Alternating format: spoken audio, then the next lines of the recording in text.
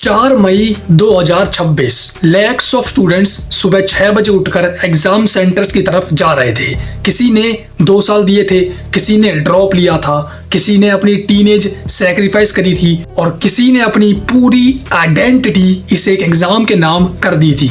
NEET, India का सबसे brutal entrance exam, और फिर पेपर लीक हो गया।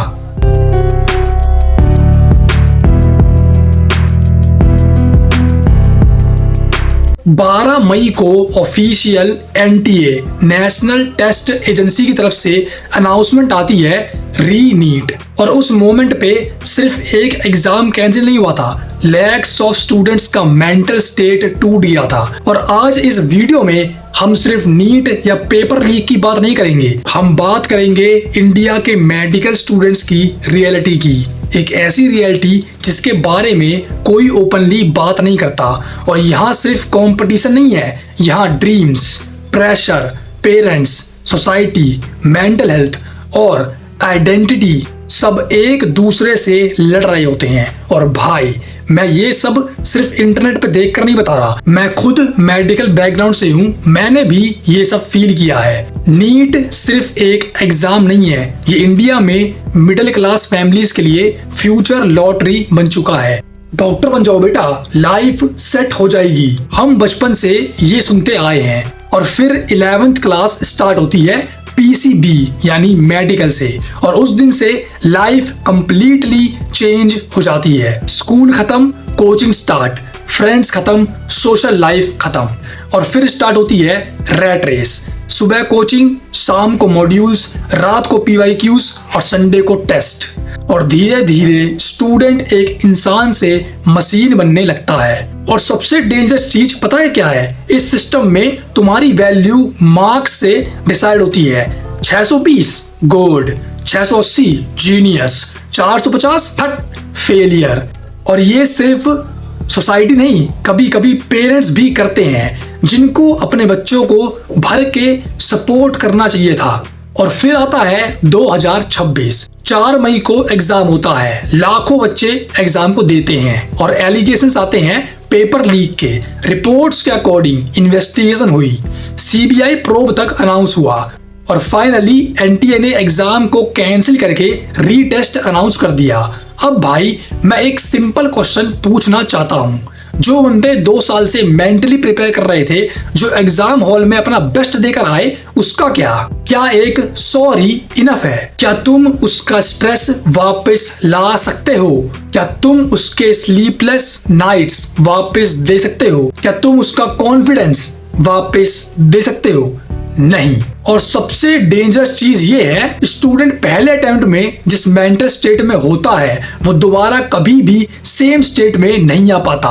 पहली बार एग्जाम देते वक्त एड्रेनलिन होता है, होप होती है, एनर्जी होती है। री एग्जाम में फियर, ओवरथिंकिंग, एग्जॉशन, बर्नआउट। और इंडिया में कॉम्पिटिटिव एग्जाम का प्रेशर ऑलरेडी इंसेन है। हर साल controversies, paper leak allegations, system failures, technical issues, student का ट्रस्ट धीरे धीरे खत्म होता जा रहा है। लेकिन भाई, असली प्रॉब्लम पेपर लीक भी नहीं है, असली प्रॉब्लम है फोर्स्ड ड्रीम्स। इंडिया में कितने बच्चे जेन्युइनली डॉक्टर बनना चाहते हैं, मेरे को बताओ तुम, और कितने बस पेरेंट्स के प्रेशर में आए हैं। अरे बेटा, शर्मा जी का बेटा डॉक्टर बन रहा है, तू भी ले ले मेडिकल में बहुत स्कोप है, और देख, डॉक्टर बनने से रिस्पेक्ट भी मिलती है। और फिर एक बच्चा जिसको एडिटिंग पसंद है, म्यूजिक पसंद है, बिजनेस पसंद है, स्पोर्ट्स पसंद है, कंटेंट क्रिएशन पसंद है, वो नीट की कोचिंग में बैठा होता है। समझ रहे हो कितनी डेंजरस चीज है ये? तुम एक इंसान को उसकी नेचुरल एबिलिटी, नेचुरल टैलेंट से अलग कर रहे हो, और फिर एक्सपेक्ट करते हो कि वो उसके अंदर एक्स्ट्रा ऑर्डिनरी परफॉर्म करे। इम्पॉसिबल। अगर किसी बंदे को जेन्युइनली मेडिकल पसंद ही नहीं है, वो कभी भी टॉप लेवल पे परफॉर्म नहीं करेगा। हाँ, वो पास हो जाएगा, डिग्री ले लेगा, बट अंदर से डेड फील करेगा। और फिर जब रिजल्ट नहीं आता तो ब्लेम स्टूडेंट पे, तू पढ़ाई नहीं करता, तू तू सीरियस नहीं है, तेरी गलती है। और यहीं से डिप्रेशन स्टार्ट होता है, यहीं से एंजाइटी स्टार्ट होती है और कभी कभी सुसाइड तक बात पहुंच जाती है। इंडिया में student suicide rates already terrifying level पे हैं और कॉम्पिटिटिव एग्जाम प्रेशर एक ह्यूज फैक्टर बन चुका है। और जब बात बहुत ज्यादा बढ़ जाती है, जब प्रेशर एक लेवल के ऊपर चले जाता है, जब तुम्हारी सोशल लाइफ बिल्कुल खत्म हो जाती है, तुम्हारे रिलेशनशिप ब्रेक डाउन होने लगते हैं, तब स्टूडेंट्स चालू करते हैं एल्कोहल कंजम्पशन और स्मोकिंग विड्रॉल के लिए, which is bad, very bad. और भाई मेरे साथ भी कुछ ऐसा ही हुआ था। मैंने मेडिकल लिया, लेकिन मेरे केस में पेरेंट्स का प्रेशर नहीं था। एक्चुअली मेरी बायोलॉजी स्ट्रॉन्ग थी और मैथ्स वीक थी।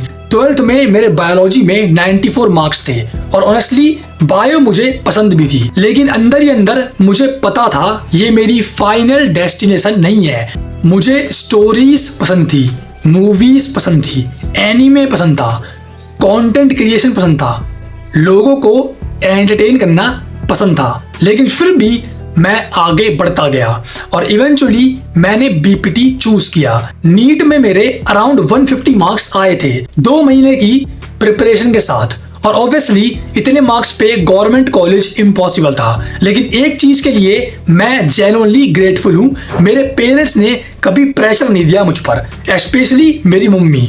वो हमेशा मेरे साथ खड़ी रहती हैं और आज भी अगर मैं कंटेंट बनाऊं, चाहे मैं जिम करूं, चाहे मैं एडिटिंग करूं, चाहे मैं स्ट्रीमिंग करूं और चाहे मैं ट्रेडिंग करूं, वो हमेशा सपोर्ट करती हैं। और शायद इसी वजह से मैं कभी भी मेंटली ब्रेकडाउन नहीं हुआ। अब मान लो समहाउ स्टूडेंट डिग्री भी कंप्लीट कर लेता है, एमबीबीएस, बीडीएस, बीपीटी या कोई और मेडिकल फील्ड, तो स्टोरी खत्म नहीं। अब स्टार्ट होती है रियल स्ट्रगल। इंडिया में बहुत सारे मेडिकल ग्रेजुएट्स को स्टार्टिंग सैलरी मिलती है 15,000, 20,000 और मैक्सिमम 25,000। और भाई ऑनेस्टली आज के टाइम में ये बिल्कुल भी इनफ नहीं है, स्पेशली जब तुमने अपनी यूथ को सैक्रिफाइस करा हो और फिर मिडिल क्लास साइकिल रिपीट होता है, रिस्पॉन्सिबिलिटीज, बिल्स, फैमिली प्रेशर, और अब तुम रिस्क भी नहीं ले सकते क्योंकि जब तुम्हारी रिस्क लेने की उम्र थी तब तुमने नहीं लिया और अब तुम्हारे पास रिस्पॉन्सिबिलिटीज आ चुकी हैं फैमिली को प्रोवाइड करने की, क्योंकि अब तुम्हारे ऊपर लोग डिपेंड करते हैं। और यही रीजन है बहुत लोग अपना एक्चुअल पैशन कभी भी परस्यू नहीं कर पाते। इस वीडियो का मैसेज ये नहीं है कि मेडिकल फील्ड बुरी है, बिल्कुल नहीं। डॉक्टर बनना एक अमेजिंग प्रोफेशन है, किसी की जान बचाना, किसी की लाइफ बेटर करना, इससे बड़ा काम क्या हो सकता है। लेकिन मेडिकल लाइन सिर्फ तब चूज करो जब तुम्हारा वाई क्लियर हो, जब तुम जेन्युइनली उस लाइफ को एक्सेप्ट कर सको, क्योंकि ये फील्ड सिर्फ पैसे के लिए सरवाइव नहीं होती, ये फील्ड सैक्रिफाइस मांगती है, इमोशनली, मेंटली और इवन फिजिकली। और अगर तुम्हारा हार्ट कहीं और है तो खुद को फोर्स मत करो, क्योंकि लाइफ बहुत छोटी है किसी और की ड्रीम जीने के लिए। और शायद मिस्टेक्स भी जरूरी होती हैं, क्योंकि अगर मैं मेडिकल फील्ड में नहीं आता तो शायद मुझे कभी भी रियलाइज नहीं होता कि मुझे एक्चुअली में क्या पसंद है। आज मुझे पता है, मुझे स्टोरीज पसंद है, एंटरटेनमेंट पसंद है, क्रिएटिंग पसंद है, और अब मैं वही करूंगा 100x इंटेंसिटी के साथ। और अगर तुम भी इस वीडियो को देख रहे हो तो एक बार खुद से ऑनेस्टली पूछो, जो मैं कर रहा हूं क्या मैं सच में वही बनना चाहता हूं? और अगर आंसर नो है तो अभी भी टाइम है, क्योंकि सक्सेसफुल होने से पहले अलाइव फील करना जरूरी है। Thanks for watching.